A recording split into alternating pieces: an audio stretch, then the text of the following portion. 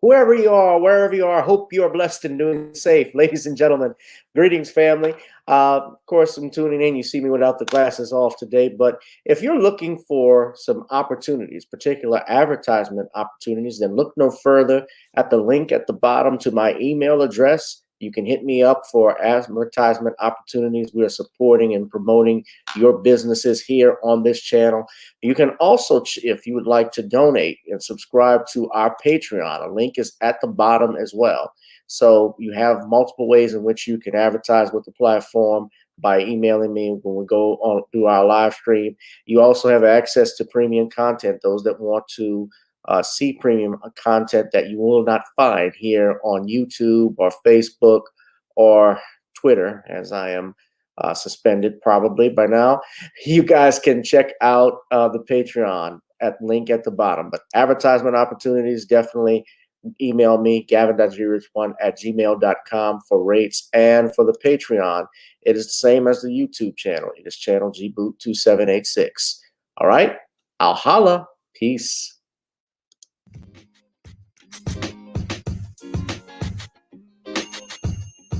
Hi, I'm attorney Gavin M. Richard. Check out my latest book, The Commonwealth of Pennsylvania versus William H. Cosby Jr., The Destruction of Due Process in America. For approximately 2 years now, I have gone on a painstaking quest to investigate the rise and fall of an American icon, Bill Cosby. In the mid-1980s, there was not a star that was higher than Cosby.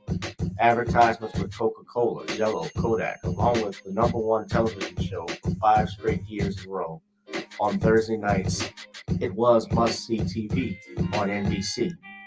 Cosby resurrected the genre of the traditional family sitcom that was once thought dead by television critics. He did this as a Black American with an all-Black cast and showed mainstream network executives in white America that it was possible to be successful without showing the worst in people. He also demonstrated the power that television had, as it can make younger people dream to be the best that they can be. However, like many celebrity stars, unfortunately, they all come crashing down, sometimes by their own fault, others not so much. In this book, I attempted to highlight certain things. We go in depth into both of his trials in 2017 and 2018, respectively. What if I told you that these criminal trials were politically motivated by an overzealous district attorney? Will you also be shocked to learn the attacks on Mr. Cosby did not start in 2014, but also in the 90s, not long after his attempted quest to purchase a major network? From where did all of these allegations of sexual misconduct come from? Were the accusers telling the truth? In the 2 years of research, with some help from others interested in learning the truth and facts about this case, we discussed both the legal reasons why his prosecution and trial were illegal, unwarranted, and also the possible personal motives as to why this may have occurred.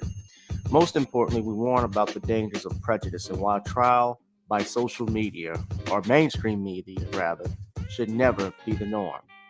All this and more in The Commonwealth of Pennsylvania versus William H. Cosby Jr., The Destruction of Due Process in America. Available on Amazon this fall in Kindle and paperback format.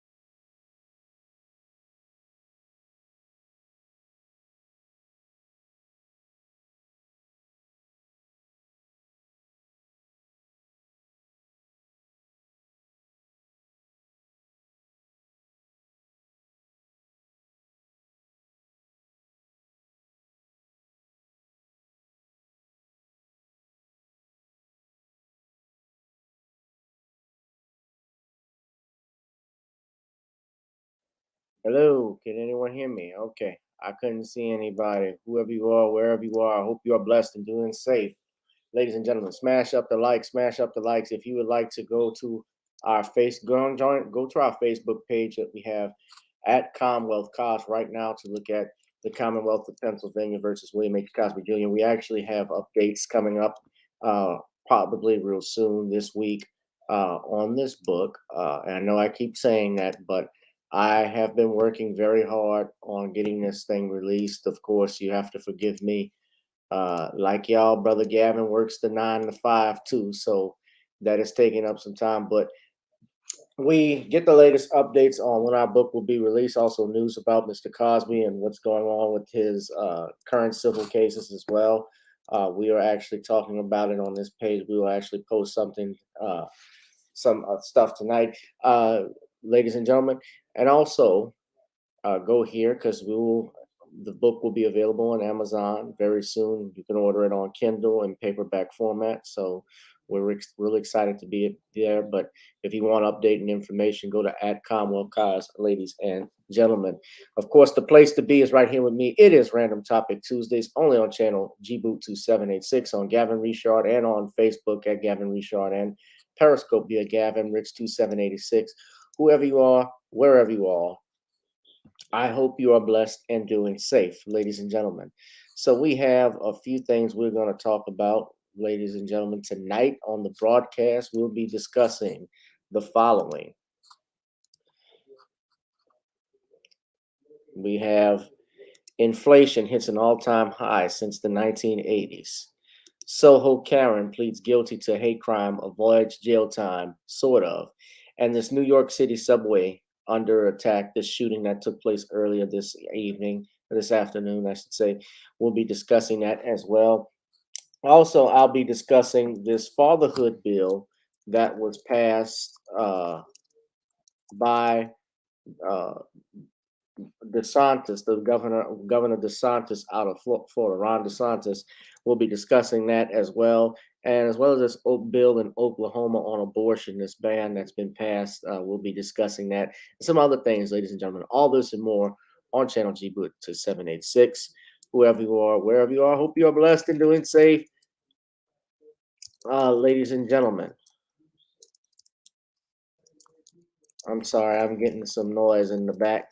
We got a bunch of people in here from Danielle, Maya. We got Darius from Atlanta. Thank you, Darius, for your donation earlier too, by the way. Yeah, I saw that, Ashton, what's up, man? Yeah, Gilbert Godfrey. Okay. You know, the loud guy who was Iago from Aladdin, but he was also Mr. Peabody from Problem Child. Yeah, he died of a lengthy illness, apparently. So he was also the first voice of the Aflac duck. Now, Aflac! But they actually suspended him. Well, they fired him because he made a joke about, he made some type of joke with regards to a defendant, Japan, I think was, yeah, let me start over. He made a joke about Japan and results of a tsunami that had occurred and hit, and he cracked a joke, and the people obviously did not like it, and so Aflac fired him, and I think Aflac had one of their headquarters in Japan, if I'm not mistaken. Hold on. But before we get into that deeply, we're going to also pay some bills because I got to talk about this. So I want you all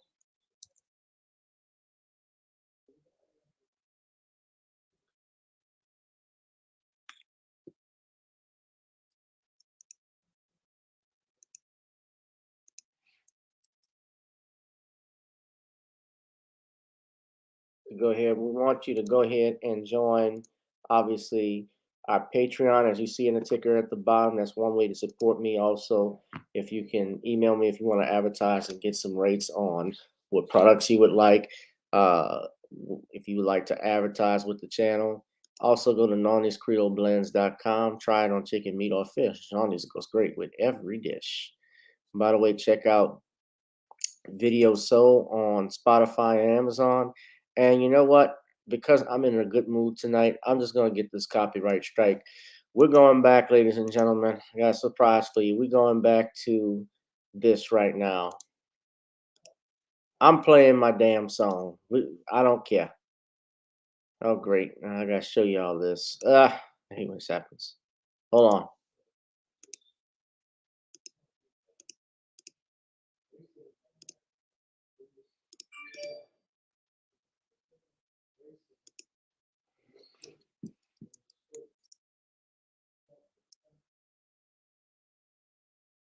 Of course, I trust it.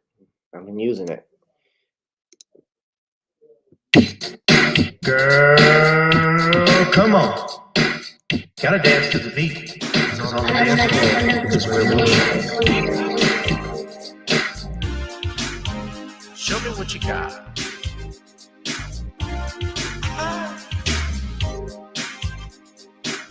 Gotta feel the groove. Feel the groove, get on the floor.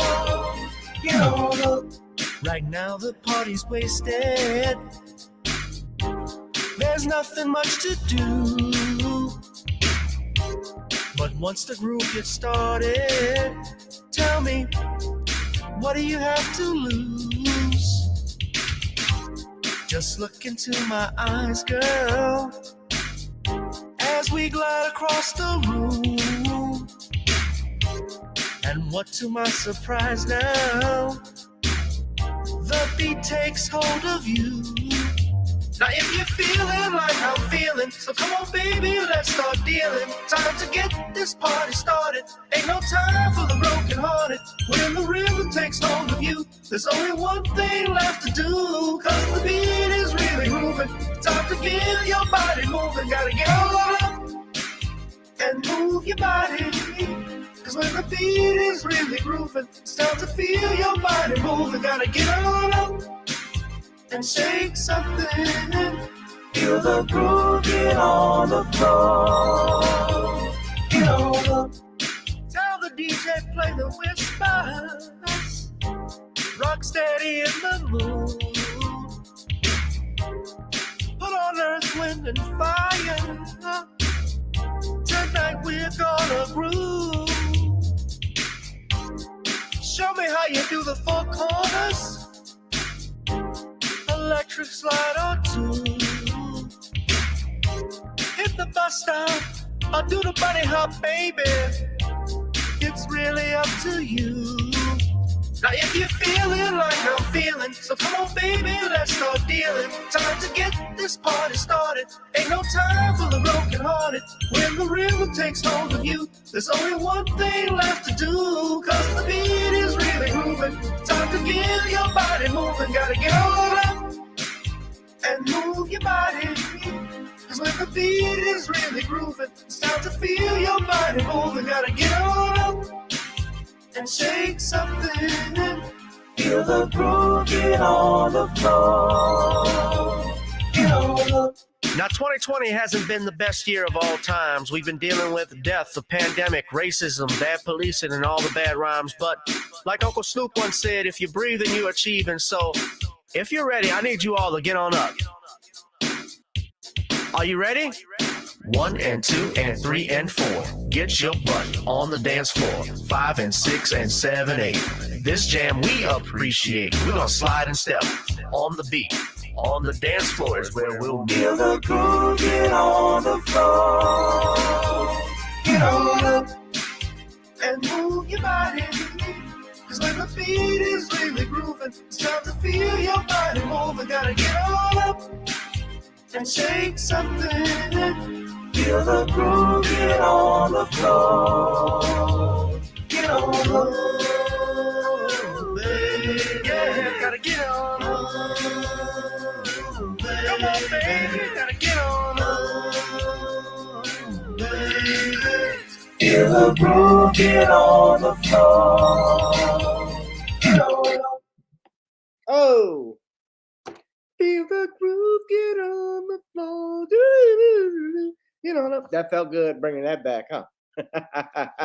Oh, we're gonna liven it up on this Tuesday. I'm in a good mood, ladies and gentlemen. I've had a good day at work.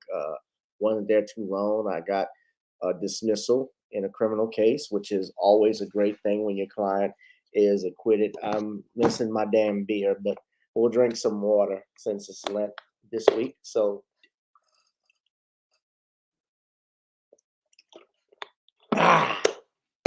I got a dismissal. And you know, the main thing I've noticed, especially with clients and people in the public, the only thing they care about is wins and losses. You know, how many I've learned that as a lawyer, you know, if you keep them out of jail, that's a win.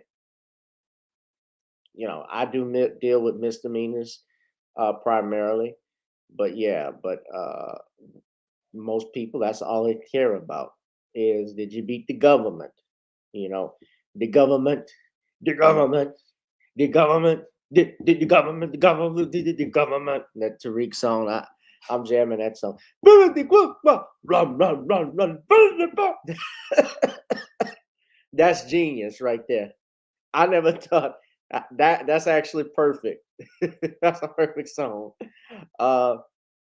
Yeah, so that's some acquittals and so forth. Dismissal, so that's good.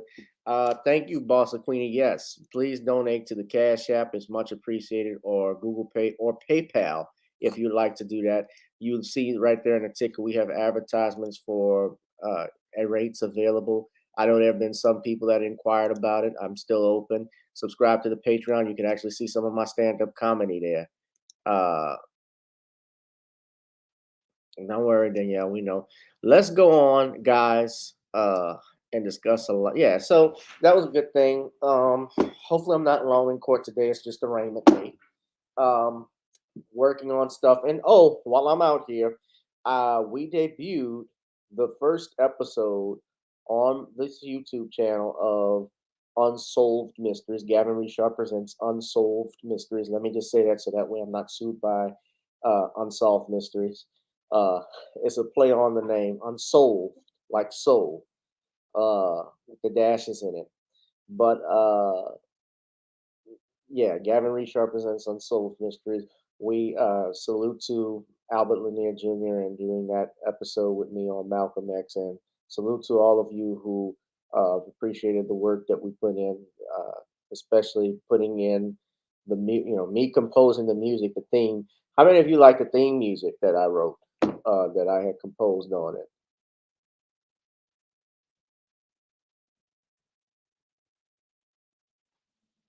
Yeah, all in the chat. If you saw the first episode, great job. Thank you. Thank you. Yeah, thank you. Thank Al on that. I'm working on what the next episode would be. I did say it and Sam Cooke, but and that's some I've done Sam Cooke before, but I would like to do one. I think I have one planned on. Our next one will be planned on Dr. King, and bringing out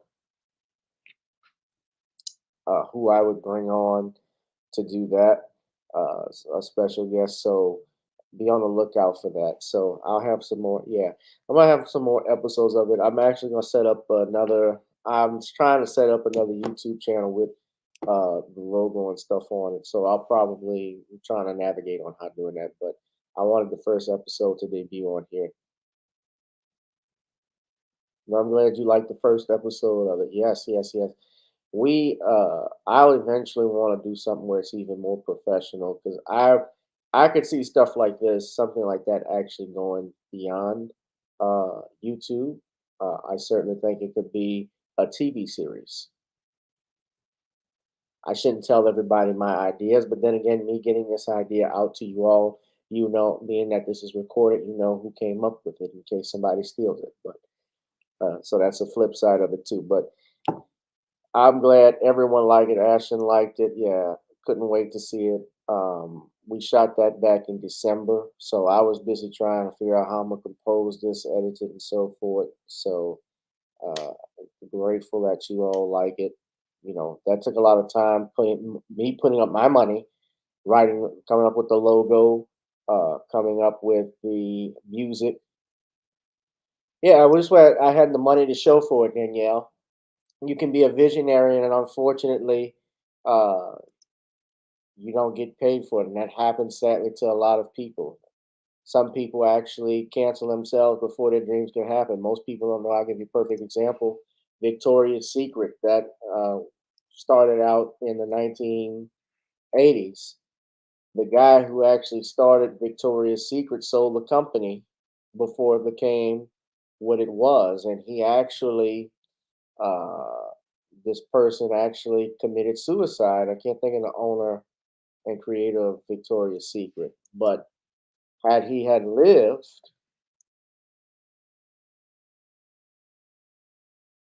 had he had lived, he actually would have.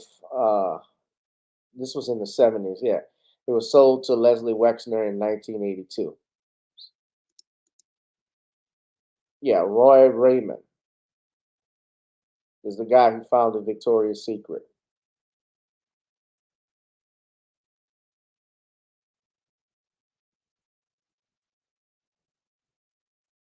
He jumped off the Golden State Bridge.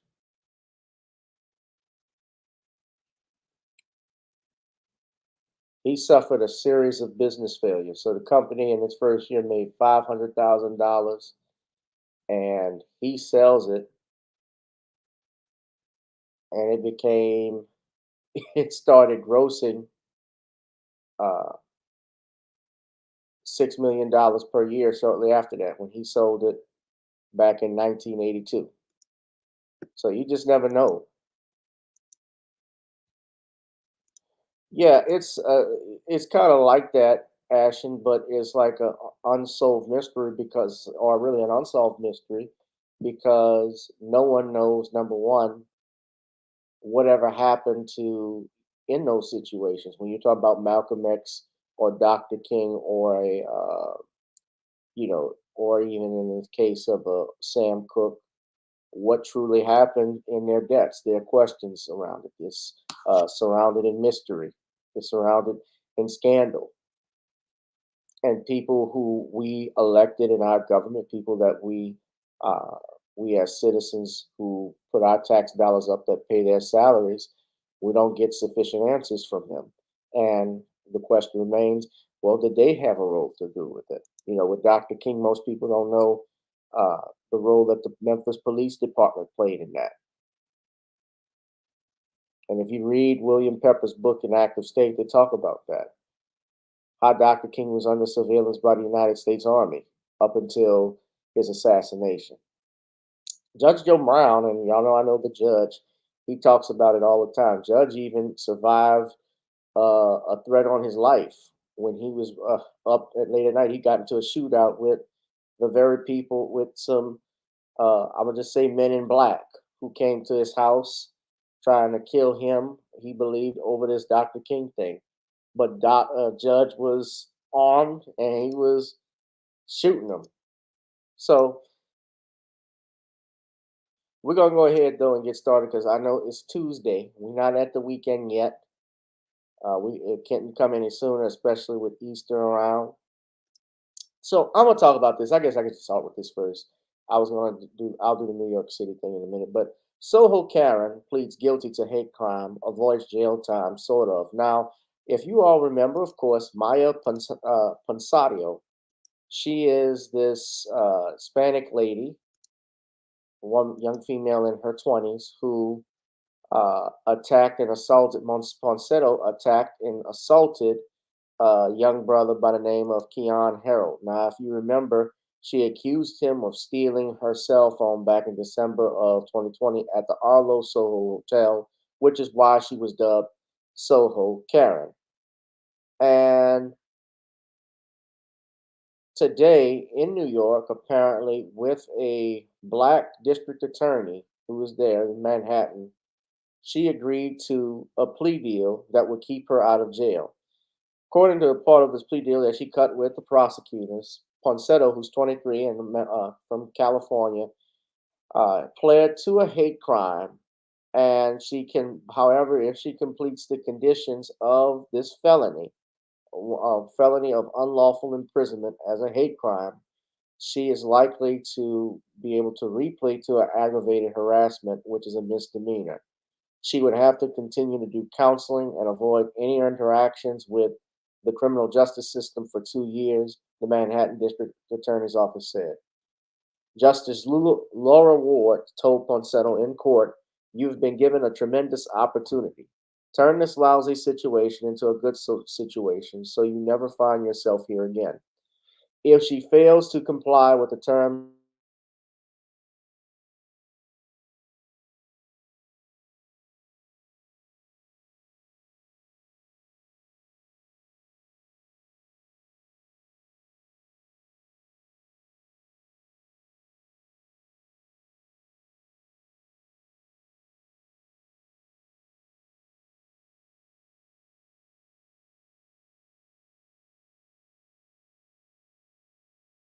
all of that was not true." And of course, she never truly, now here's the thing, she's never truly apologized to Keon Harold.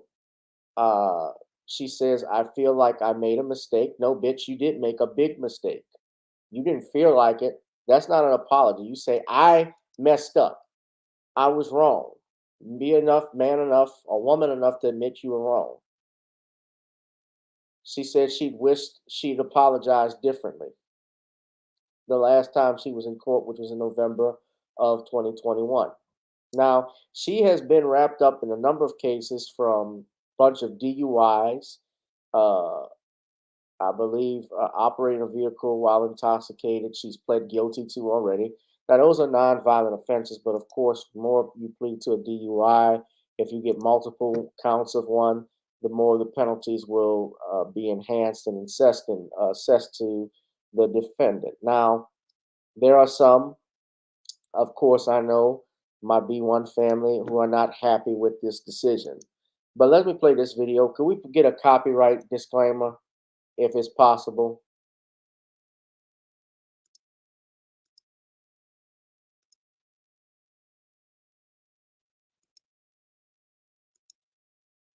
Could I get a copyright disclaimer?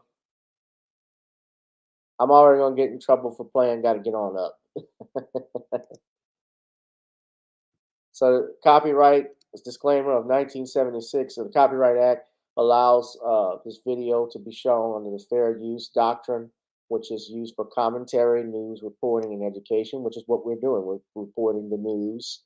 We're giving commentary on it. So this is Soho Karen walking out of court. That is her attorney, Paul D'Elia. Guys, just give us room.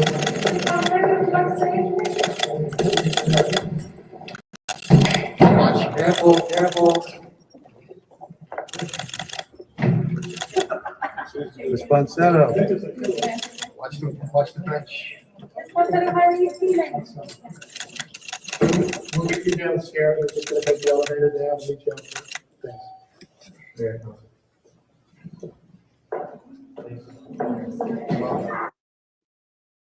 This is a courthouse or this is a runway fashion show.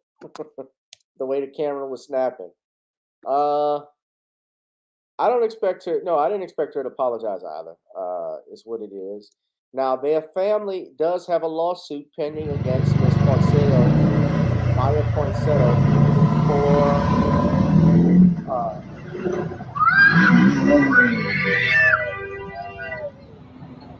oh, yeah.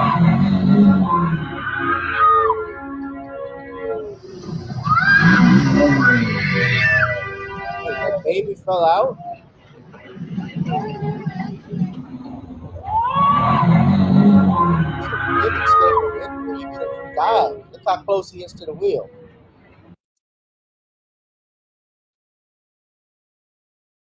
Okay. I'm sorry. You know the videos just play automatically.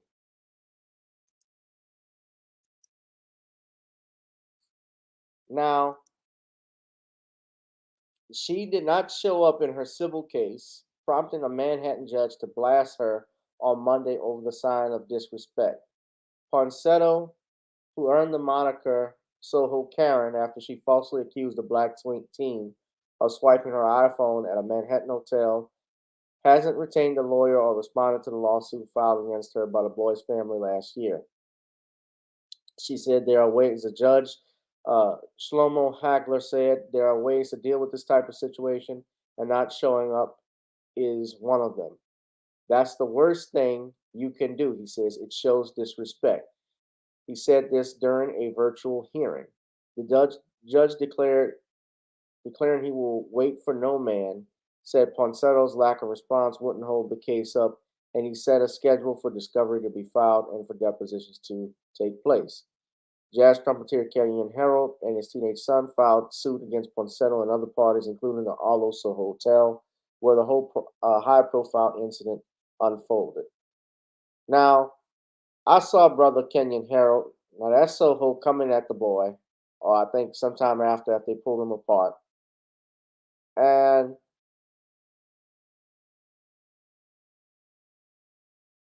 they're apparently also seeking a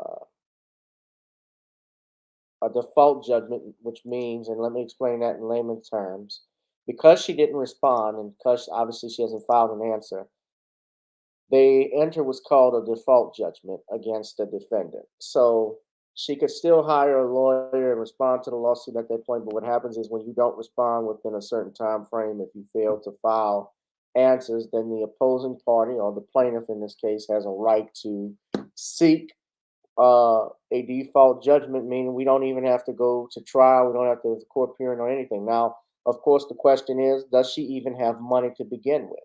Because obviously they named the hotel in it, the lawsuit, because the hotel has obviously the more money than she does. And her lawyer, Paul D'Elia, he's obviously handling the criminal matter, but not the civil one. But the Manhattan Supreme Court suit, what the Harold family is accusing Ponsetto and the hotel worker, Chad Nathan, of assault, battery, intentional infliction of emotional distress, false imprisonment, and the hotel of negligence and negligent hiring. So remember in that video, he was held wrongfully by the hotel workers of stealing her phone, if you remember, and she was tripping out and claimed that young Keon Harold took her phone. She tackled this boy. She tackled this child, as you can see in the footage there. She's grabbing him, and his father's coming to his aid.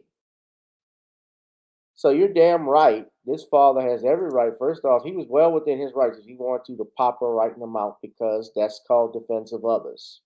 And being that this is a minor, that's his child, he has a right to defend her.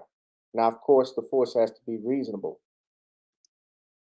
But she failed to show up for court, which is not good, obviously, in the eyes of the judge. And this was a virtual hearing, which means they would do this via Zoom.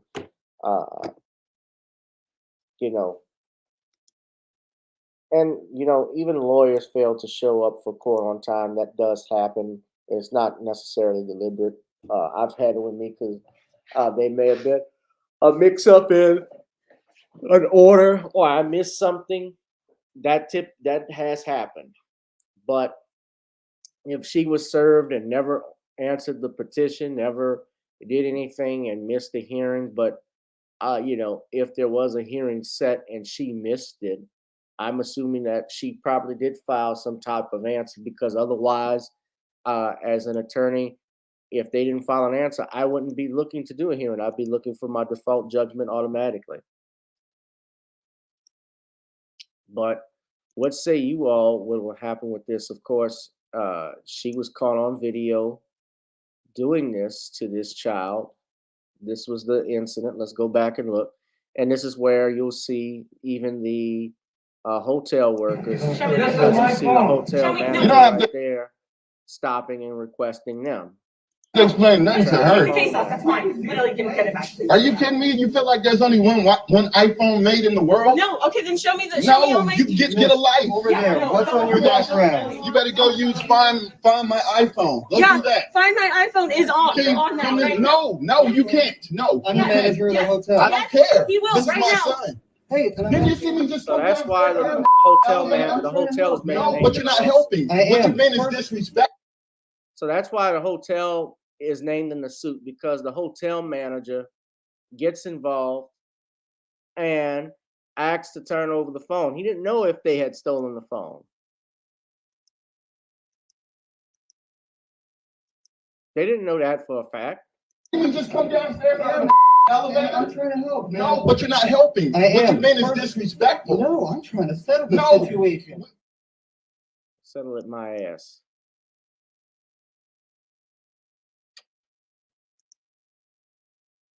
But then remember, Keon Harold was playing that Lift Every Voice and Sing trumpet outside the hotel with Ben Crump and Al Sharpton, and that rubbed me a little bit the wrong way. I was like, oh, I'm not.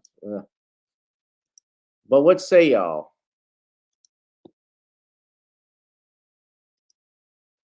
Remember the interview she did with Stale King? Gail, enough. Something's wrong with her. But it doesn't surprise me. I mean, this stuff, it happens more often than not. Most people settle cases, criminal cases, about 80% of them do not go to trial. They get pleaded out. So that is not a surprise.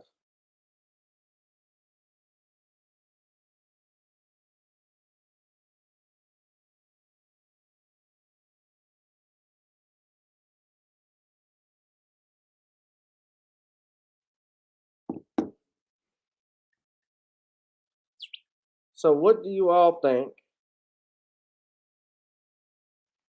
about Soho Karen in this deal. Some people are not happy. Of course, there is a black Manhattan district attorney, I believe, that's involved. And I saw, shout out to Professor Blacktroop, who talked about it and how he's trying to revamp things. Alvin Bragg is his name. Uh, a lot of people were not happy with Mr. Bragg in this decision. Uh, and he's talking about revamping the department and the hate crimes task force. A lot of people are not impressed with that. The first black Manhattan district attorney. And he strikes a deal with Soho Karen.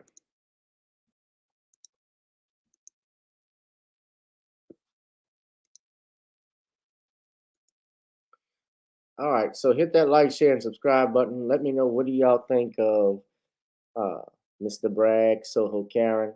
So this is Alvin Bragg there. I'm sure a lot of people aren't happy about him. Thumbs would be down, obviously. I'm going to have to ask Sean what he thinks, because Sean is up there in Brooklyn, up in New York. I want to know his thoughts.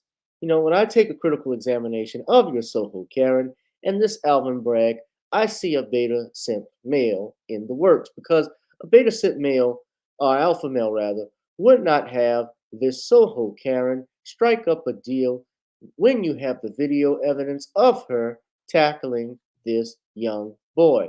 So if you want to take a critical examination of my books or anything else, you can drop a link in the comment. You could also buy my books, ISIS, The Revenge of the Cyber Goddess, and also things where all books are sold. That's all I have to say for this video. You can comment, rate, and subscribe. But that is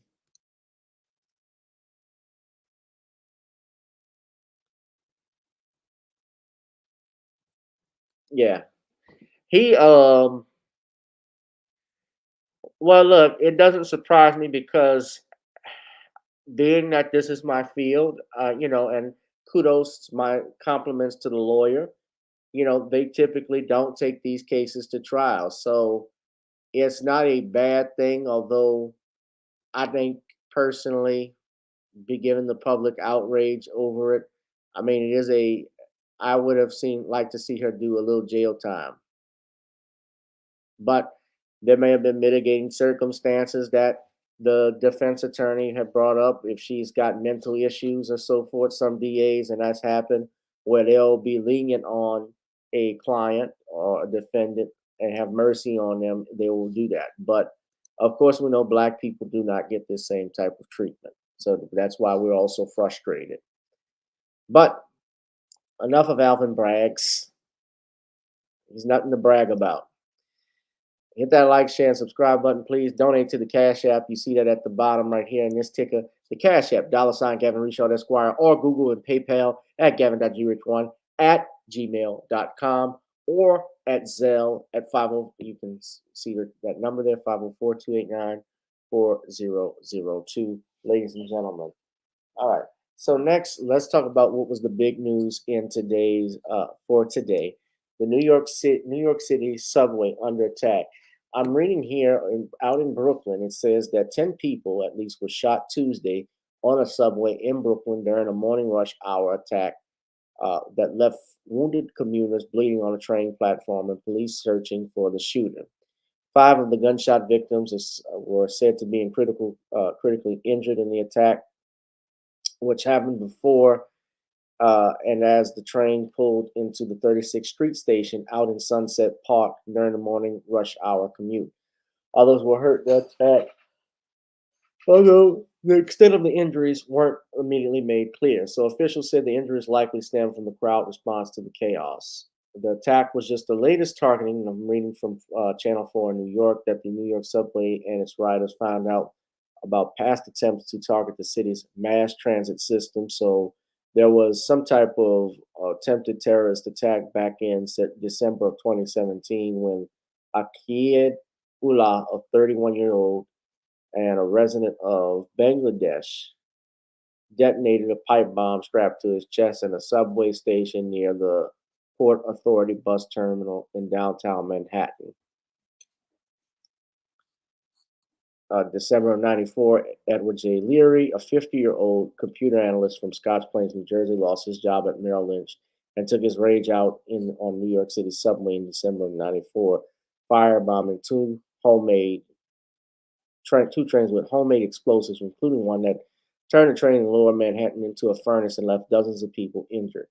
Leary was convicted and sentenced to 94 years in prison. So this has happened before. So we're going to go to Brooklyn, to NBC4 out in New York. Please give me a copyright disclaimer, ladies and gentlemen.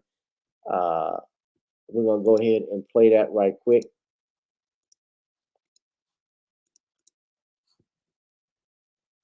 Copyright disclaimer, please, Boss Queenie. This is being used under the fair use doctrine of the Copyright Act of 1976. While we do not own this materials, it's being shared for the purposes of commentary, news, and educational purposes only.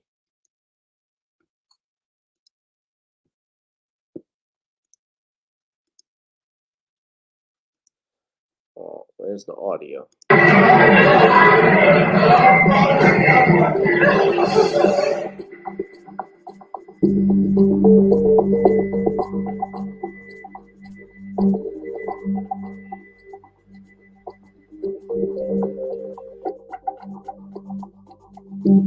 Oh, Lord. Now, y'all see this. He's a person of interest. He's not a suspect. But I'm sure pretty soon they will. I don't want to say.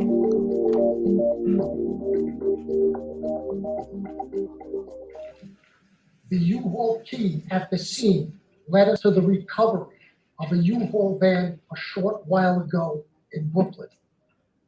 The male, who we believe is the renter of this U-Haul in Philadelphia, is a Frank R. James, male, 62 years old, with addresses in Wisconsin and Philadelphia. We are endeavoring to locate him to determine his connection to the subway shooting, if any. The two crime scenes, the subway and the van, are very active and are still being processed. Thick New York accent. The subway and the van are being thought and processed. You can't do a New York accent.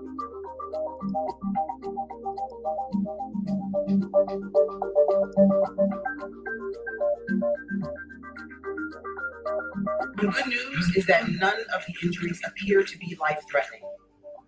As detectives processed the crime scene, they recovered a 9mm semi-automatic handgun, extended magazines, and a hatchet. Also found is a liquid we believe to be gasoline and a bag containing consumer-grade fireworks and a hobby fuse.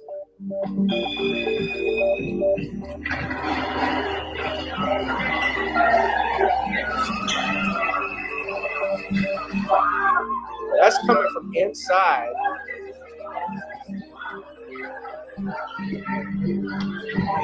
That's coming from inside the train.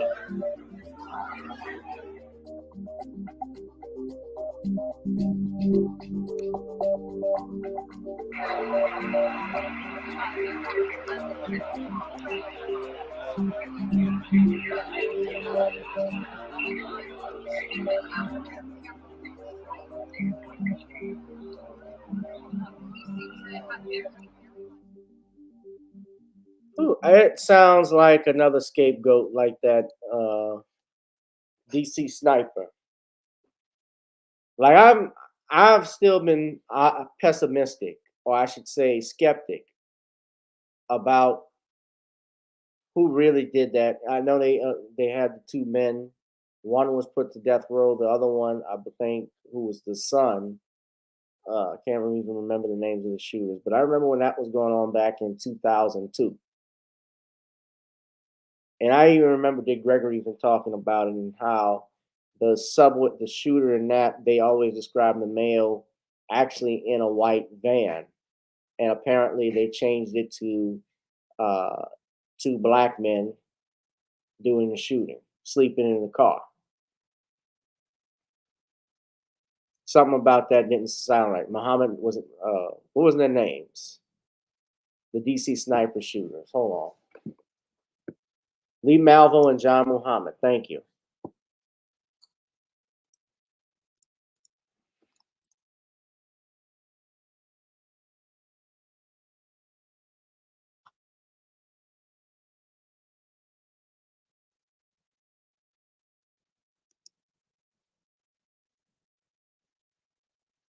Yeah, none of that sounded. None of that. Lee Malvo was 17.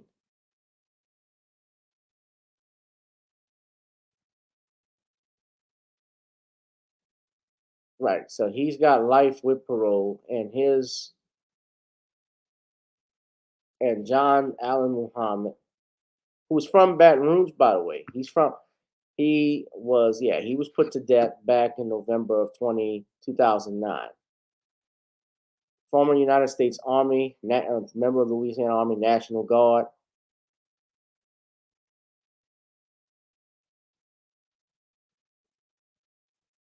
Yeah, I remember that. So yeah. Oh, some chick named Star. Yeah, something about it just didn't seem right with me. No, I said John Muhammad was from Baton Rouge. Lee Malvo was from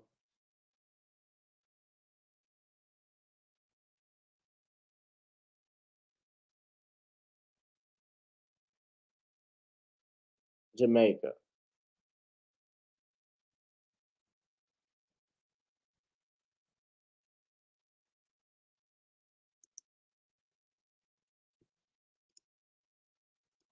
So yeah, that whole thing, that just didn't sit well with me. Maybe that might be another unsolved mystery. Who knows? But I got to be careful because you put out stuff like that, you're going to end up getting sued like Alex Jones did. He was a member of the Nation of Islam, and apparently when his crimes came out, Minister Farrakhan distanced himself from him, according to this art from Wikipedia. He joined the Nation when he was 27 years old. He was actually provided security for the Million Man March.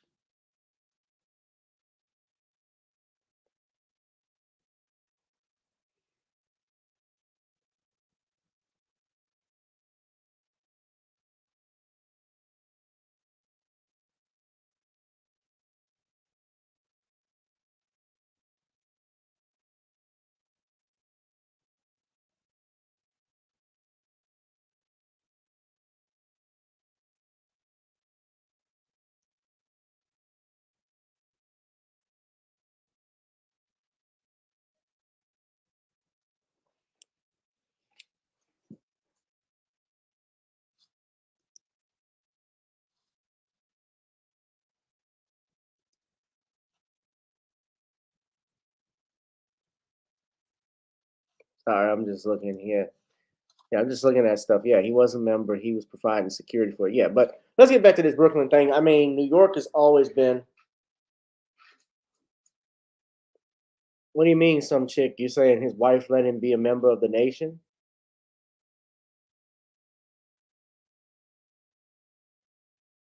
I don't understand it. But this thing in New York, I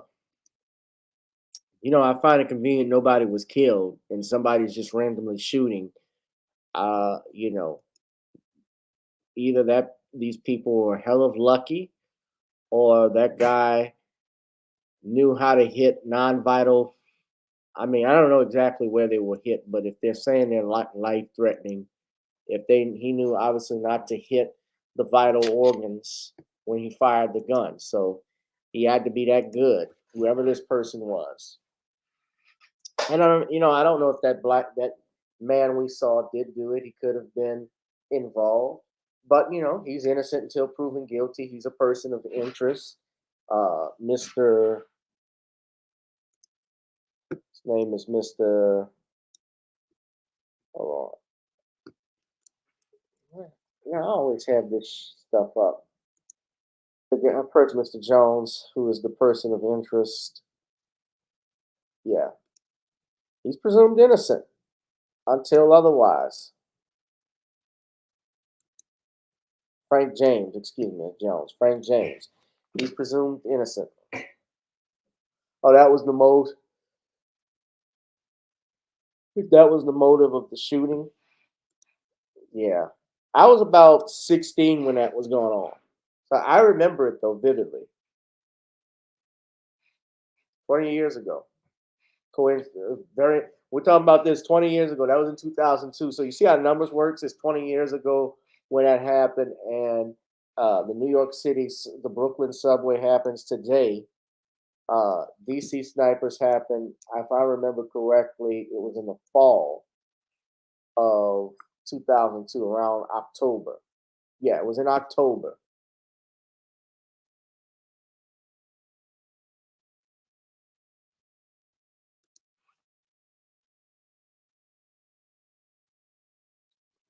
"17 deaths, 10 injured."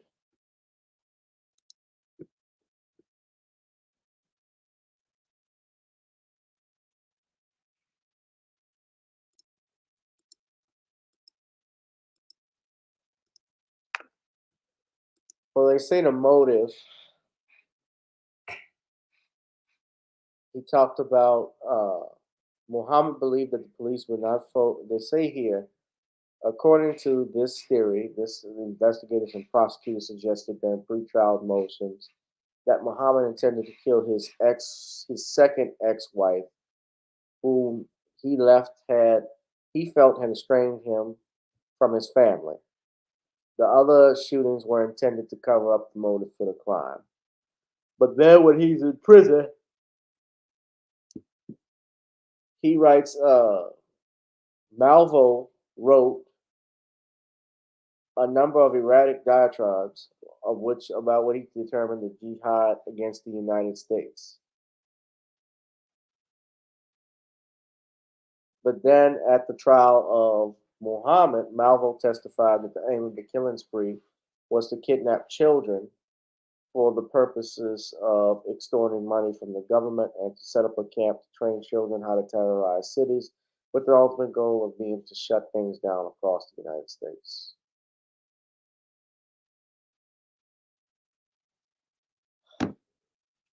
Okay.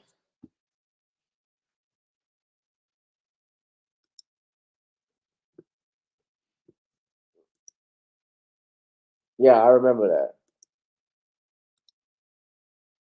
Look, the whole thing, and I'll just show you what I was reading from. The whole thing was nuts.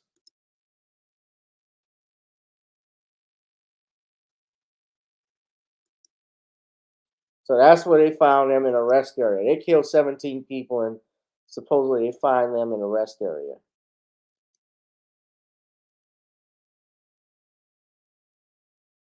That's the car, the Chevrolet, the 1990 Capri. And that's the police there. Yeah. Okay.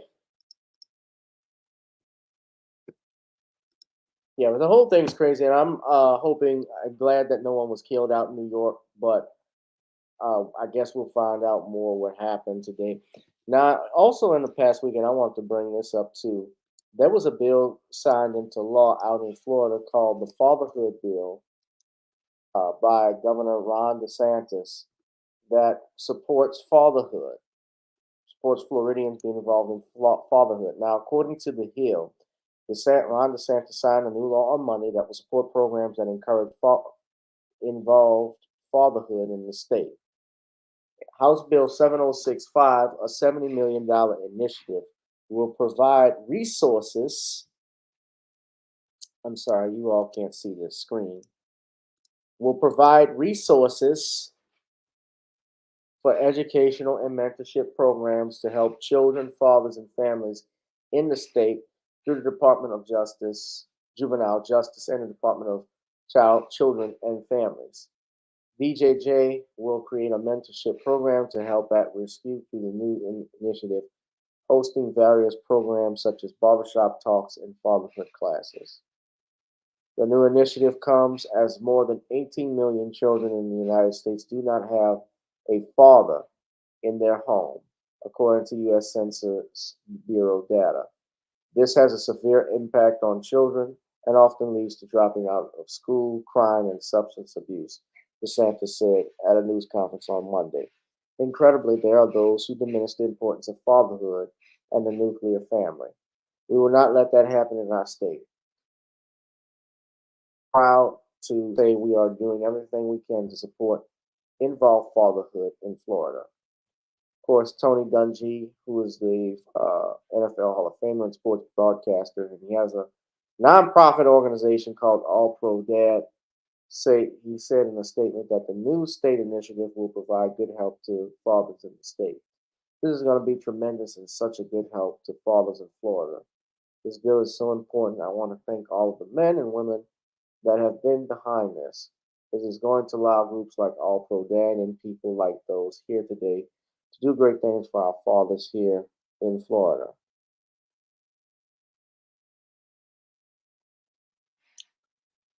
So I think what this actually means, guys, I think what Tony's talking about, he's happy that his group is going to get a check.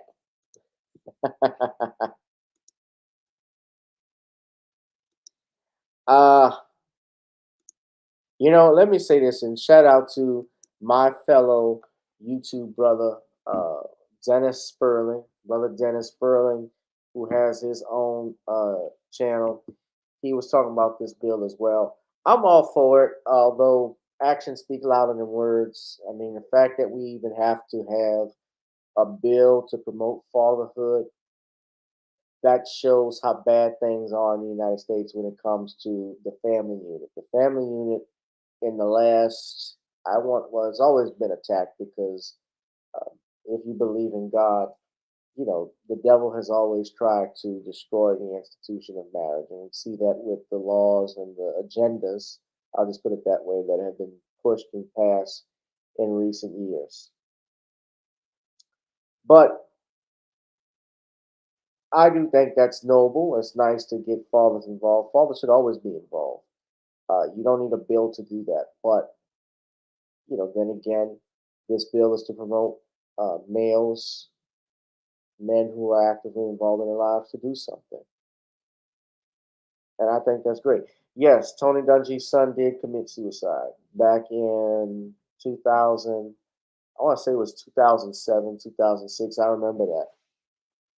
And Tony Dungy actually retired from coaching James Dungy. He was 18.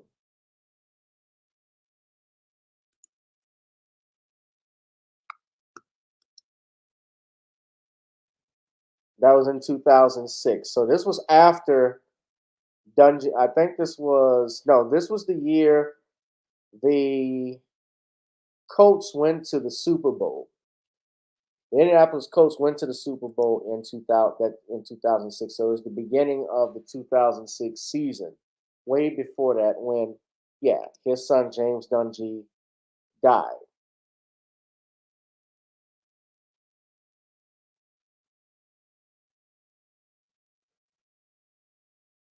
And God knows what was going on in his mind, if he was battling depression. But I remember Dungy was actually, he was depressed about this. In fact, he stopped coaching.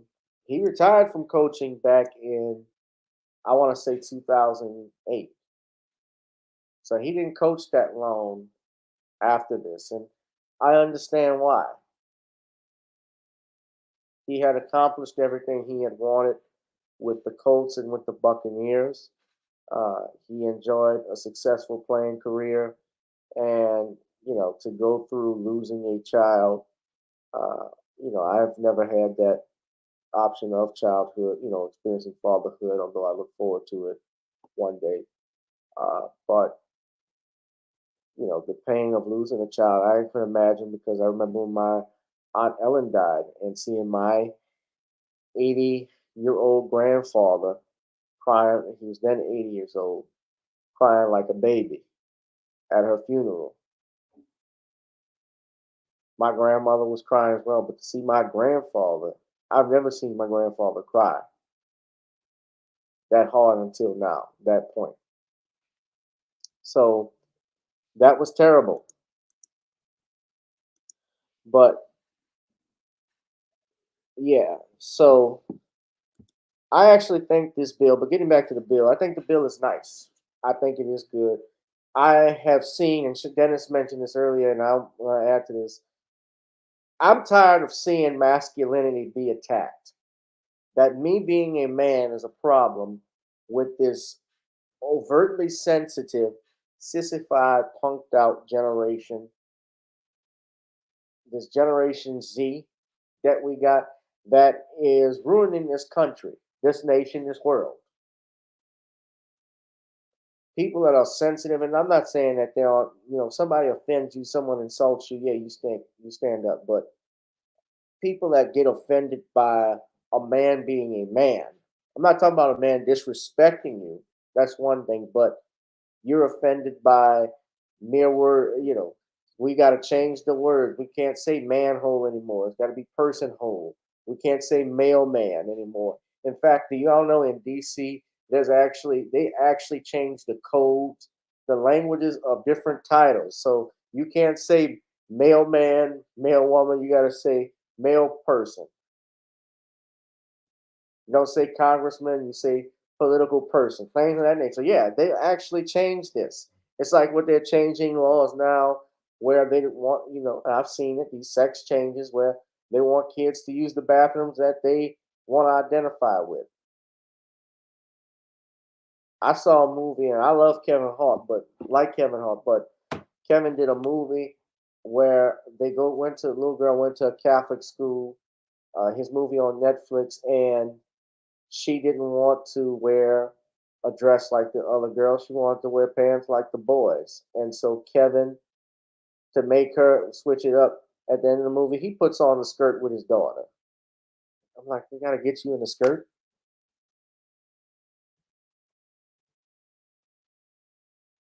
But I'm just talking in general. Now, that's TV, but in reality, this stuff is happening.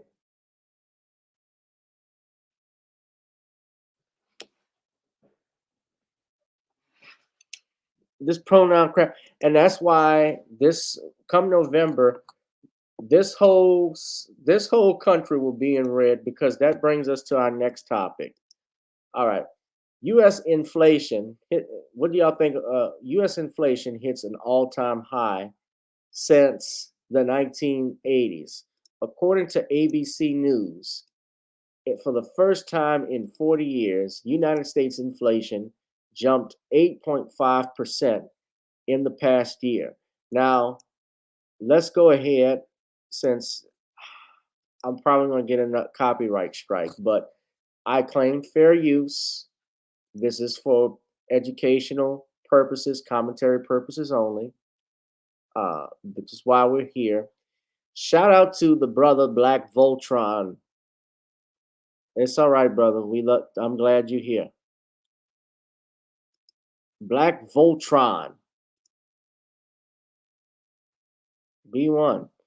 Let's go ahead and let's play this.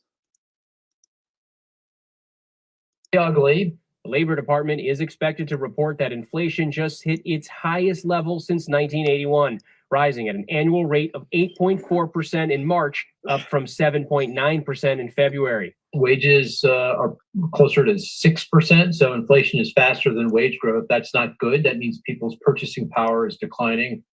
They're not able to buy as much as they did a year ago. The White House says previous inflation reports did not factor in the jump in oil prices brought on partly by the war in Ukraine.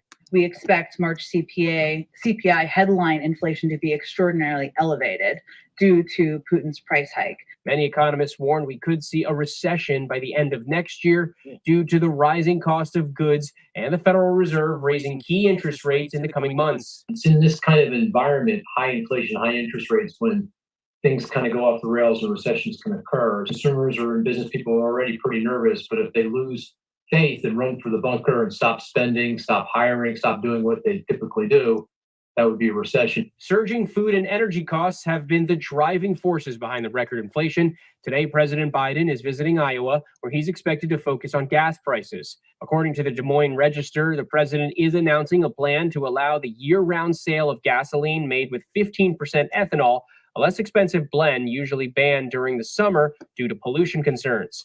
The move could lower prices at the pump by as much as 10 cents, but few gas stations actually sell that blend. Only about 2% of stations nationwide, most of them in the Midwest. There is some good news. Gas prices have dropped 8 cents in the last week after the U.S. and other countries tapped into emergency oil reserves. And when it comes to inflation, many experts predict the inflation rate will peak by summer. I gotta go back. Hold on, I'm gonna play that. New inflation numbers. Americans have been feeling the crush on everything from food to rent and flights. Our chief economics correspondent, Rebecca Jarvis, breaking it all down and when we can expect relief. Good morning, Rebecca.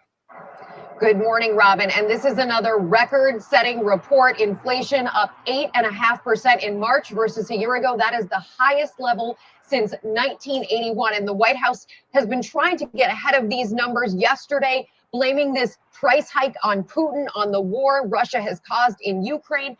Of course, that is a hard case to make, considering that prices have been climbing since the spring, and it is broad, everything from groceries to gasoline to travel and rents. What we saw in today's report is food prices, food at home, your groceries up 10%, shelter costs, housing up 5% from a year ago. Travel, according to Adobe Analytics, up 20%, a domestic ticket 20% higher today than it was pre-pandemic. And Moody's Analytics suggests that the price of energy for American households is $1,300 more today than it was a year ago. Now, the bright spot here is the number of economists who believe this could be the peak, that this is the height of where we're seeing inflation, and that in the coming months, we will start to see prices stabilize, Robin. Okay, Rebecca, thank you. I hope so. New inflation. But this shit has been going. It's been going on. Look, I got in, and I was explaining this earlier.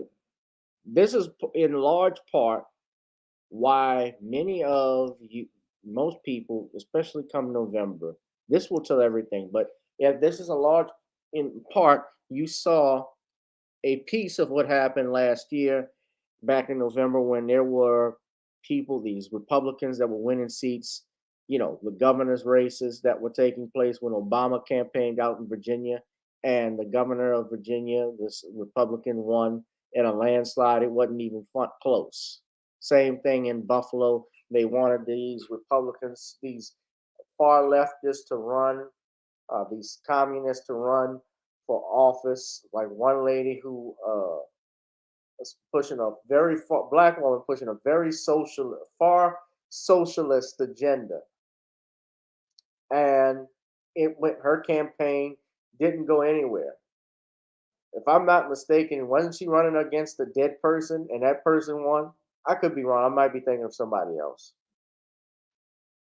But the Labor Department said that its consumer price index jumped from 8.5% in March from 12 months earlier. Now, Biden was president back in January of 2021. So this is not Donald Trump, ladies and gentlemen. Donald Trump is not the president. So we can't blame Trump. Now, I'm not defending Donald Trump or his racist rhetoric. But let's be real about it. Biden has done far worse in his actions. Let's be real. Let's call a spade a spade.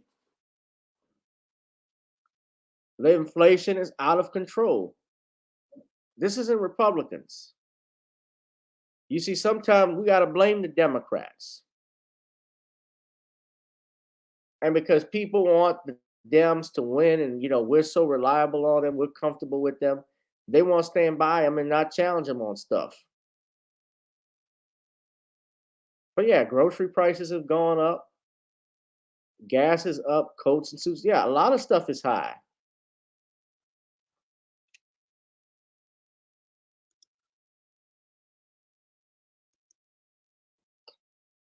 Yeah, he's worse. His approval, and you know what else, since this has gone up, Biden's approval rating has dropped. His approval rating keeps dropping lower and lower. Most people, Americans, do not have faith in the White House. That's why he will not be back in 2024. If you think Kamala Harris is going to be the next president, all you Chucks and Pearls, think again. Y'all can go and vote for your sister and support her because she's frat or whatever. I'm not doing that no more.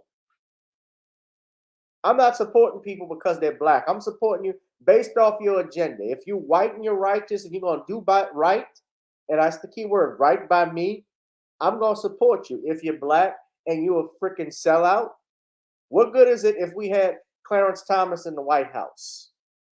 Well, he's going to be the second best president. I'm just talking in general. But if Larry Elder were in the White House, if Byron Allen, I said Byron Allen, excuse me. If Larry, you know damn well if Larry Elder were in the White House, that would be disastrous for us. I can't even imagine. There would be no fun. I would rather vote Republican. I would vote for anybody but him.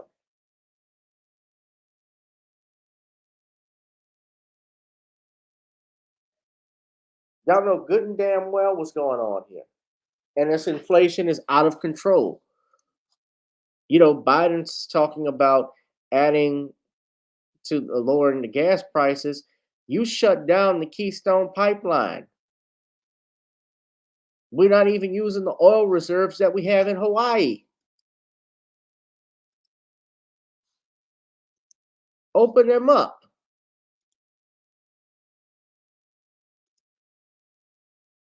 Open them up if you want to stop this.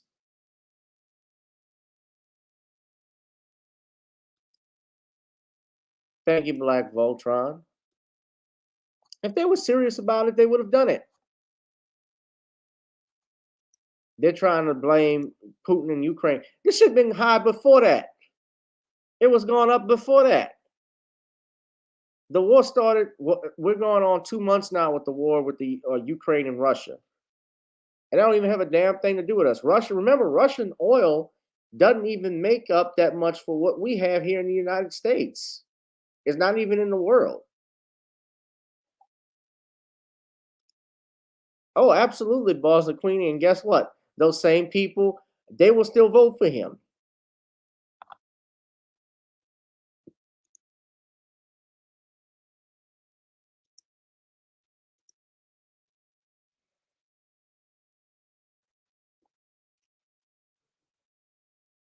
Now, I got one final, but what do y'all think of this? Do you think there will be a final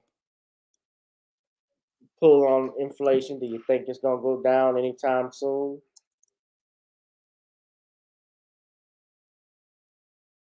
Now, this is my final topic. I had a lot for tonight for a Tuesday. I usually keep it 3 topics to it, but smash up the likes, ladies and gentlemen, smash up the likes. Out in Oklahoma, there is a new bill that was passed into law that the Oklahoma governor had signed, which makes it a felony for abortion to be performed, with one exception. Governor Kevin Stitt signed a bill into law on Tuesday that makes it a felony to perform an abortion, unless the abortion is for protecting the life of the mother. All abortion is illegal. The bill, which will take place effective 90 days after the legislature adjourns next month, makes an exception only for, as I stated earlier, makes an exception for an abortion performed to save the life of the mother. Abortion rights advocates say the bill signed by the GOP governor is certain to face a legal challenge. Its passage comes as the conservative United States Supreme Court considers ratcheting back abortion rights that have been in place for nearly 50 years. We want to outlaw abortion in the state of Oklahoma, Stitt said during the signing ceremony for the bill, flanked by anti-abortion lawmakers, clergy, and students. I promised Oklahomans that I would sign every pro-life bill that hits my desk, and that's what we're doing here today. Under the bill, anyone convicted of performing an abortion would face up to 10 years in prison and a $100,000 fine. It does not authorize criminal charges against a woman for receiving an abortion, however. Senator Nathan Dam, a Broken Arrow Republican now running for Congress, who wrote the bill, called it the strongest pro-life legislation in the country right now, which effectively eliminates abortion in Oklahoma. Dam said the bill would apply to any physicians in Oklahoma who dispense abortion medications to women, which accounted for about 64% of all abortions performed in Oklahoma in 2020, the most recent year for which statistics were available. Abortion rights advocates say the bill is clearly unconstitutional and similar to laws approved recently in Arkansas and Alabama that have been blocked by federal courts. White House Press Secretary Jen Psaki released a statement stating that Tuesday's bill, describing the bill as an unconstitutional attack on women's rights. Now, I want you to pay attention to that. Now, I want you to listen to this. Now, I'm going to read just a part of it, not the whole quote. Protecting the right recognized in Roe v. Wade continues to be a priority for the Biden-Harris administration, and we call on Congress to pass the Women's Health Protection Act, which would shut down these attacks and codify this long-recognized constitutional right. Now, she supposedly said that B1 Beauty Supply, but then before she died, she released a statement saying that she didn't regret it. She didn't really convert. She was paying money, but she was dying of cancer. Honestly, she's got the answer for that in this next life that she's in. Because remember, a lot of people don't know this, how abortion got started with that story. Jane Roe lied about being sexually assaulted, raped. And guess who she said she was raped by? I think you know what, you know it was a man, but of course you know the color of the man. I can give you one guess. Okay, here's a hint. Black. And a group of them at that. But then again, it was proven that this was false, which is what they typically do. They will typically lie, they lie and they will use black people to get their laws passed. And they 90% of the time they get passed because, of course, this country has a disdain for black men, black people, but black men in particular, because a male is seen as a threat. And your Jane Roe and I'm trying to think who her attorney was. Very powerful attorney. Norma McCorvey is Jane Roe, by the way. And she was actually approached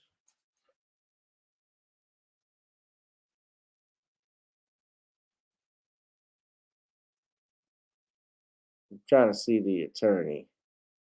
Who's the attorney that was representing her? Linda Coffey and Sarah Weddington. These are the women who were responsible for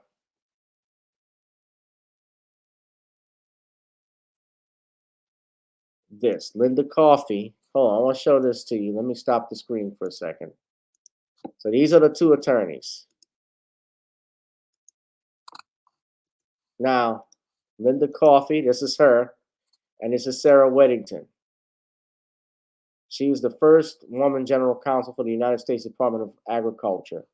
Now, don't you find it interesting that a lot of these women who push for abortion, and contraceptions and so forth, abortion, these feminists, don't you find it that there are women who are not married most of the time, don't have children?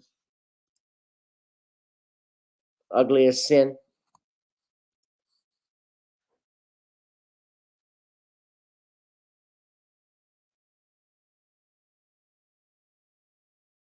And McCorvey, this is what she says here. Now, she actually had the baby in Roe v. Wade. She actually gave birth to a baby named Jennifer, who was placed for adoption. So the baby was born. And she ended up having 3 children. But she says here, in 1983, she told the press that she had been raped. And in 1987, she said because of her lie, millions of children have been killed. If you go to Ryan Bromberger,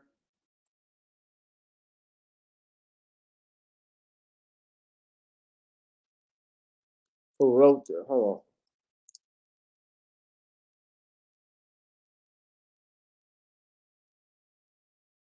Brian Scott Baumberger, who's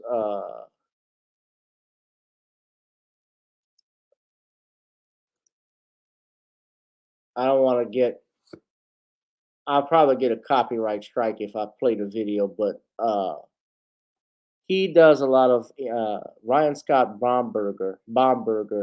It's a black man. He was adopted by a white family, but he's been doing a lot of research on eugenics. You know, I've had Reverend Kennard Childress, who has talked about the Black Pro-Life website, Black Holocaust. Let me put him on here. I might have to have Rev come back.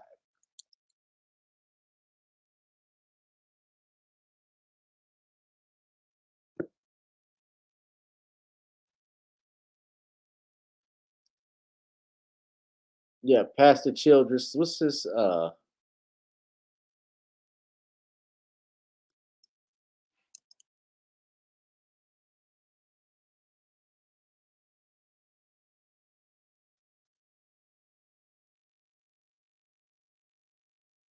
But you know, he talks a lot about it. Blackgenocide.org.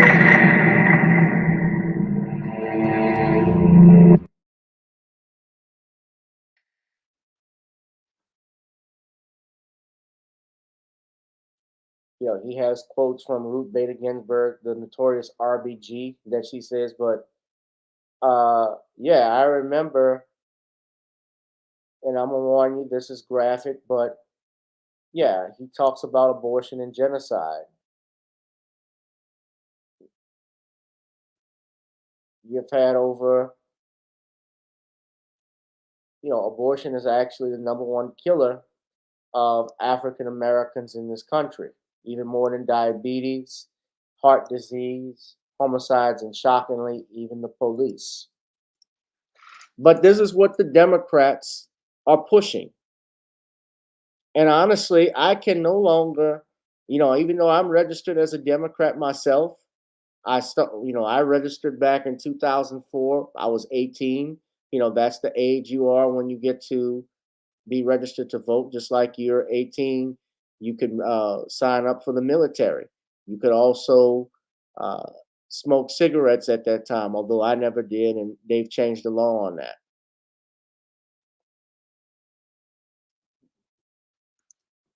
But this is what they support.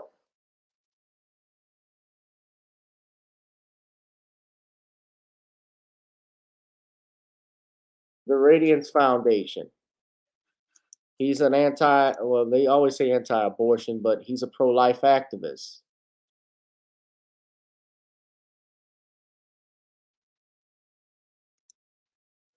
And his website was toomanyAborted.org.com, excuse me. You see here how he's called too many. You see here in this poster, you see NAACP, National Association for the Abortion of Colored People.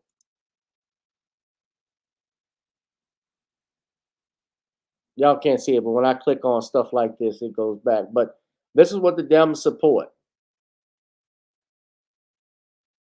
Now, of course, you know, I'm not going to lie with some of, I know he leans on that far, it looks like the right wing stuff a little bit. But even a broken clock can get the right time at least twice in a day. I still stand with him on this. But this bill obviously will be challenged in court. Let's talk about the legal aspect about it. It's going to be challenged in court.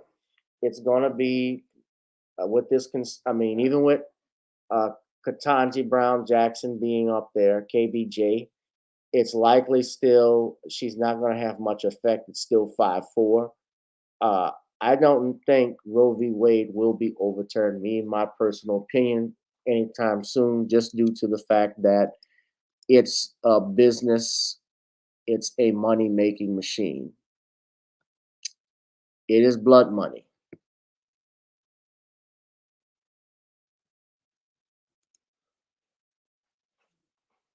Right.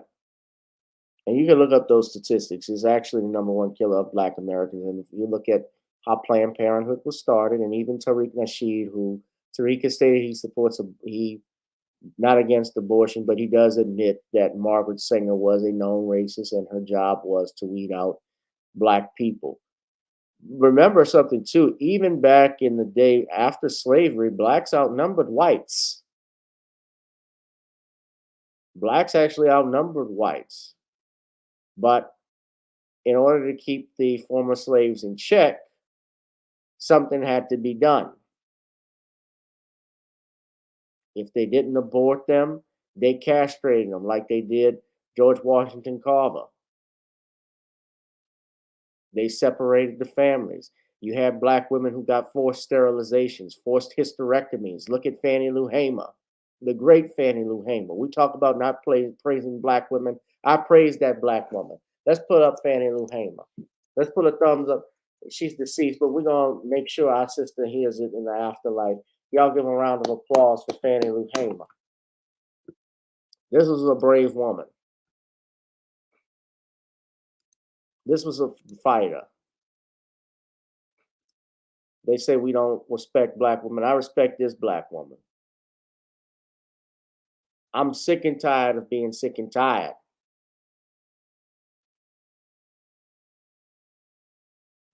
Shout out to her in the afterlife. She was forced sterilized, by the way. It's been reported. But what do y'all think of that abortion law? Do you think it will last? Do you think it will hold up? I'm thinking it won't. But who knows? But I know some of you all will disagree with me about abortion.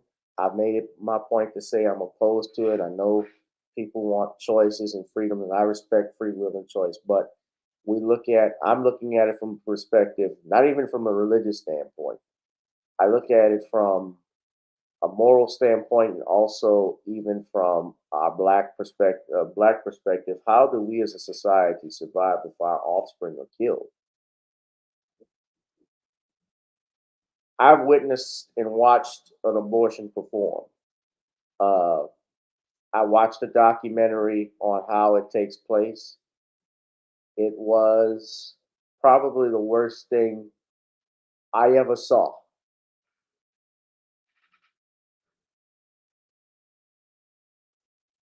There was nothing funny about it. I've witnessed it. I didn't witness it, but I saw the documentary and I saw the baby fighting for his life inside the womb. It was hard. I'm sorry if I'm getting shaken up, but it did. And it didn't matter to me whether the kid was white, Black, whatever.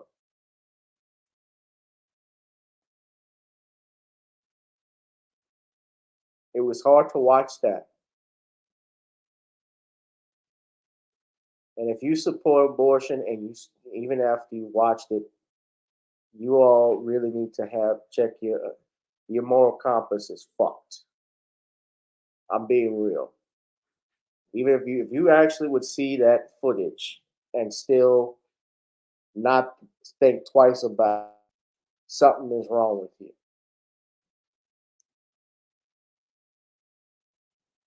May God help you. And maybe I'm not doing enough.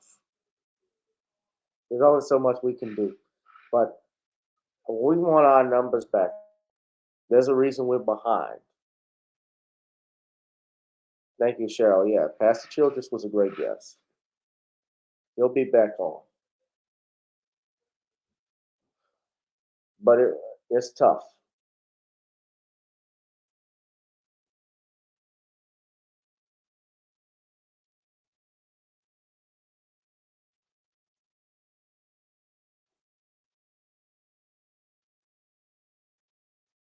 But look, I am not going to get silent over this. But this is what the Democrats support.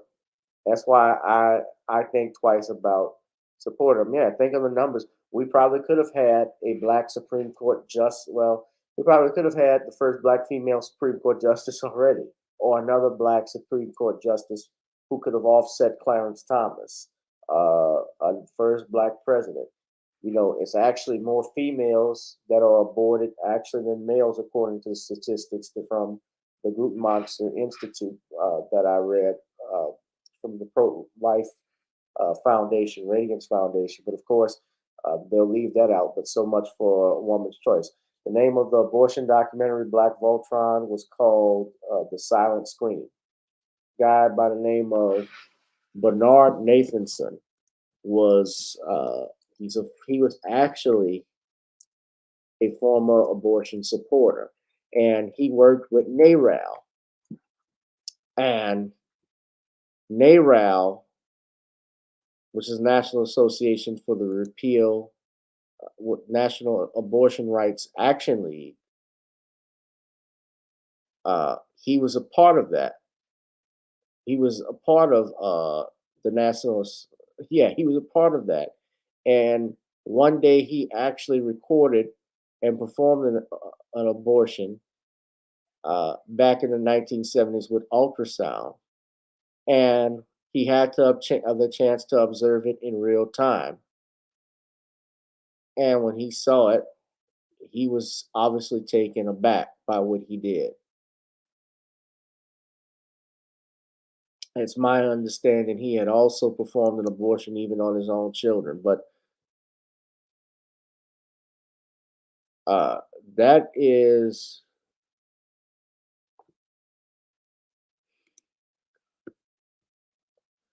This is the documentary here. Now, this is graphic. It's not the footage, but that's where you can find it. I don't know if it's online or whatever, but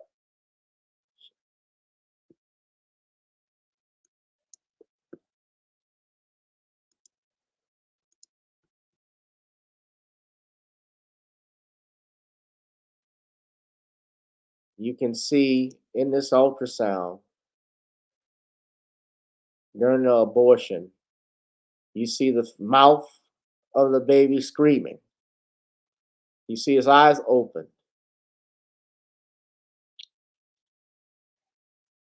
He's in great pain.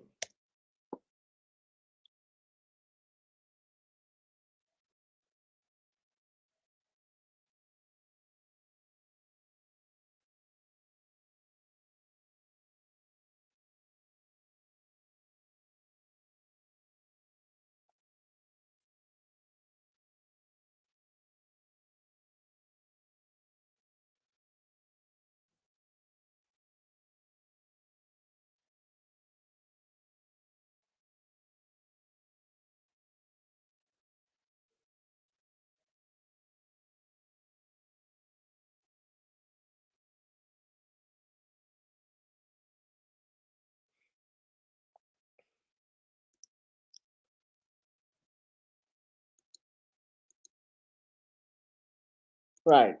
You know, the president, you know who supported partial birth abortions? Your first black president, your hero, Barack Obama. He actually signed when he was a state legislature, when he was in the Illinois state legislature, before he was president, he voted against protection of babies that were the result that survived a partial birth abortion.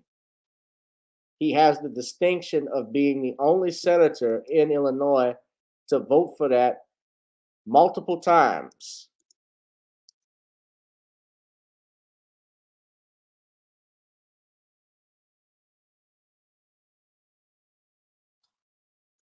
And how I knew about that was from Pastor Childress.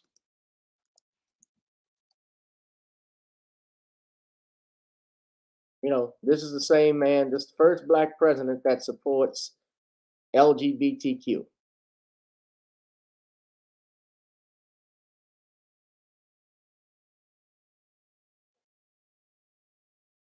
Now, look, now this is in Britain, but this is a clip I'm just watched here.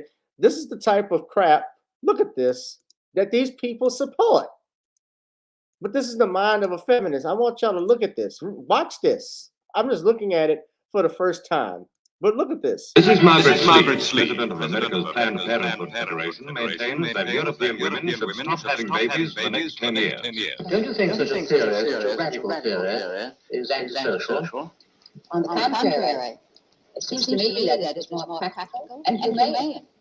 What about the women who want babies now and 10 years will not be able to have babies? More impractical, don't you think? Oh, John, you do ask hard questions. I should think that instead of being impractical, it is really very practical and intelligent and humane. But Mrs. Slee, in this country, having babies is the only thing that's both unrationed and untaxed. Do you think we really ought to stop? Well, I suppose the subject like that is really so personal that the parents to decide. But from my view, I believe that there should be no more babies.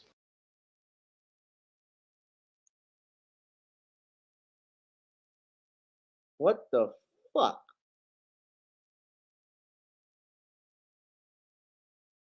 That's Margaret Sanger. Don't you think such a theory, radical theory, is antisocial? On the contrary, it seems to me that it is more practical and humane. What about the women who want babies now and in 10 years will not be able to have babies? Rather impractical, don't you think? Oh, John, you do ask hard questions. I should think that instead of being impractical, it is really very practical and intelligent and humane. But Mrs. Slee, in this country, having babies is the only thing left which is both unrationed and untaxed. Do you think we really ought to stop? Well, I suppose a subject like that is really so personal that it's entirely up to the parents to decide. But from my view, I believe that there should be no more babies. That is Margaret Sanger. Now, she went to Britain pushing this bullshit. That's a thumbnail of her on a table right there with some white supremacists, Ku Klux Klan members.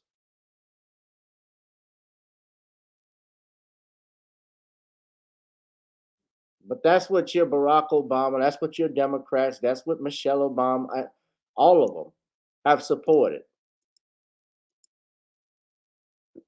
Now, you think of this logically. Now, I know there are people who, some of you all may or may not believe in God or don't practice religion, Christianity, Islam, or Judaism, whatever. Some of you may also as well. Like me, I make no qualms about it that I'm Catholic. But I got to mention this. Even if I put my religion aside, okay, and let's use science. How would humanity survive if there were no children?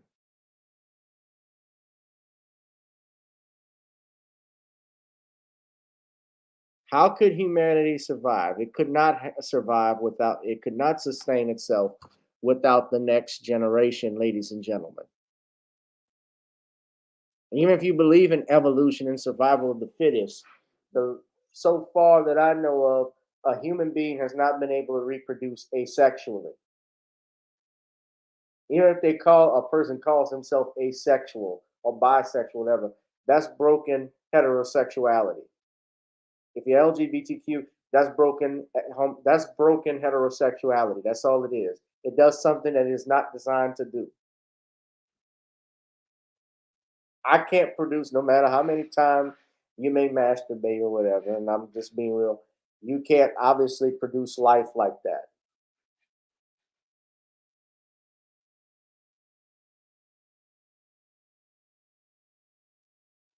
You said, don't white women have abortions more than any race of women? They have, but the thing is, well, here's the thing. When a large number of these abortion clinics, like Planned Parenthood, are put in poor Black, brown communities for a reason. Even though, yes, but there are more white women in America than there are Black women and brown women. So you have to keep that into context, Danielle. That's part of the reason why that number is high. Just like when they say that most white people are on, government assistance than Black people, food stamps, welfare. That's true. There are more white people in America. but black people are impacted by it more than whites because we have higher concentrations of it in certain areas. So that's the impact of it. Right, the movie Children of Man with Clive Owen and Julianne Moore, Michael Caine. I can't think of the other actors in it, but yeah, when the society couldn't reproduce, I remember that movie.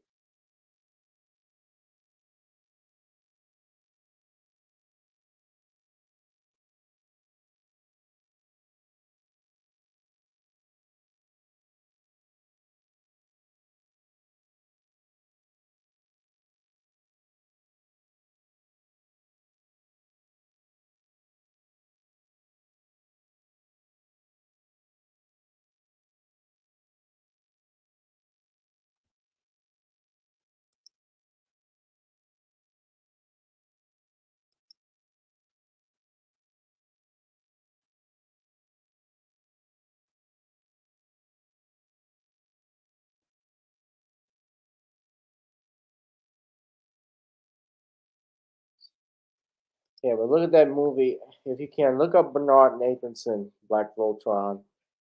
Even go to look at some black-owned abortion movies like Mafia 21. They break it down clearly. That's available. I think it's still free on YouTube. But yeah. But look, I'm gonna wrap it up because I got to go to bed. I got that 9 to 5 like y'all.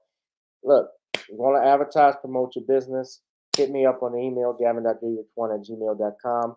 Go to the Patreon for unseen content here. I'm putting up some more comedy stand-up videos on there as well. I'll put some even on YouTube, one on YouTube maybe. I want y'all to go there. Please join the Patreon to support.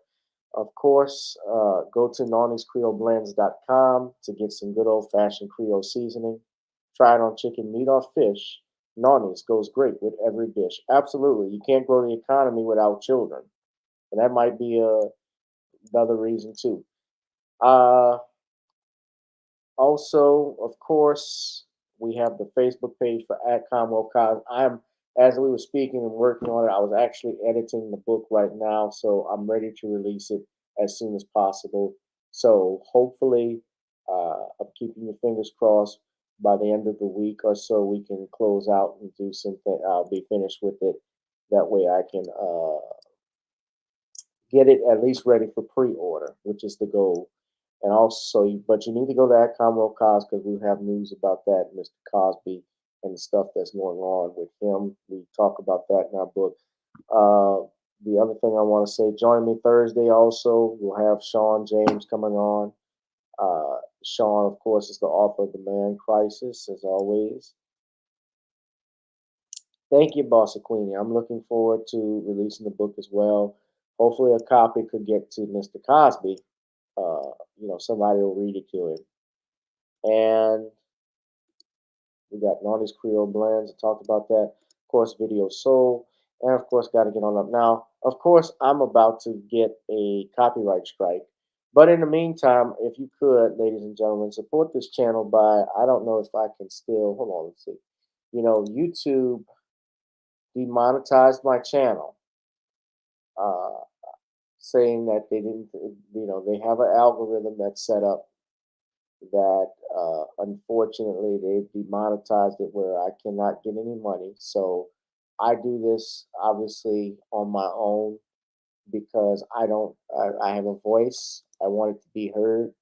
And unfortunately, YouTube is practicing some censorship. And I'm tired of it like the rest of you. So I would appreciate if you all could donate to the Cash App. If not the Cash App, you can go to GooglePay or PayPal and donate to me. That would be helpful, or pay through Zelle. I always appreciate everyone from Danielle to Black Voltron, of course, Bossa Queenie, Rashana, Derek Bailey, Darius from Atlanta, PD Chicago, B1 Hair Supply. We have a bunch of people else. Rashawn Lewis. I can't thank y'all enough. A bunch of people I can't even name. Lamiko, Cheryl, A bunch of you all, if I'm leaving you all out, it's my head, it's not my heart. I'm just trying to get through the next day. So I really appreciate it, ladies and gentlemen.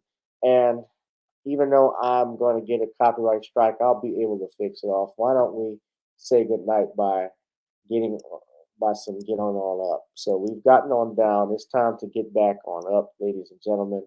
I will see you all in the next one. I'll holla. Peace. Girl, come on. Gotta dance to the beat, cause on the dance floor is where we'll move. Show me what you got.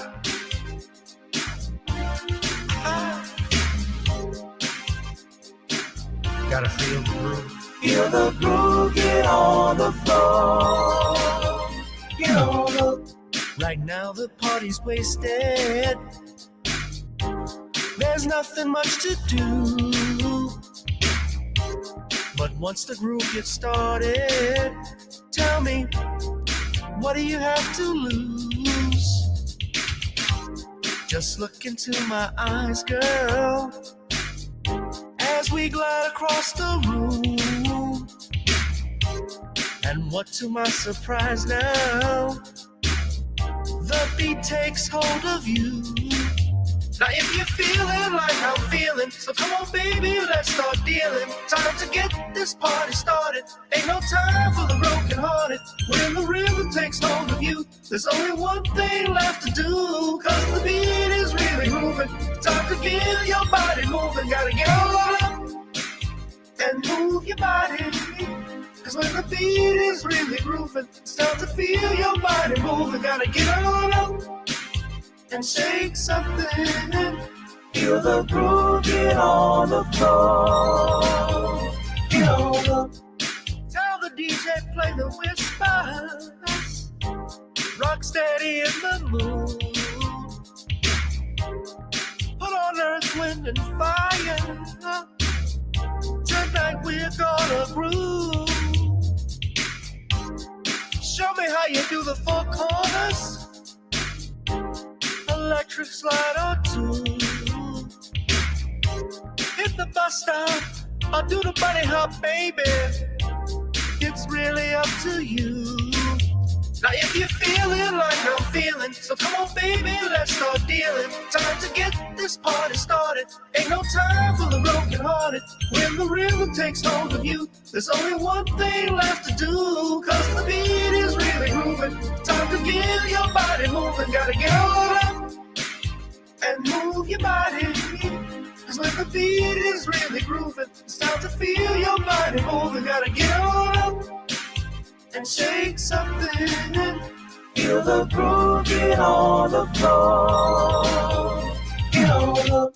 Now 2020 hasn't been the best year of all times. We've been dealing with death, the pandemic, racism, bad policing, and all the bad rhymes. But like Uncle Snoop once said, if you breathe and you achieve. And so if you're ready, I need you all to get on up. Are you ready? 1 and 2 and 3 and 4. Get your butt on the dance floor. 5 and 6 and 7, 8. This jam we appreciate. We're gonna slide and step on the beat. On the dance floor is where we'll be. Feel the groove, get on the floor. Get on up and move your body. Cause when the beat is really grooving, it's time to feel your body moving. Gotta get on up and shake something. Feel the groove, get on the floor. Get on up, baby. Yeah, gotta get on up. Come on, baby, gotta get on up, baby. Feel the groove, get on the floor. Get on up.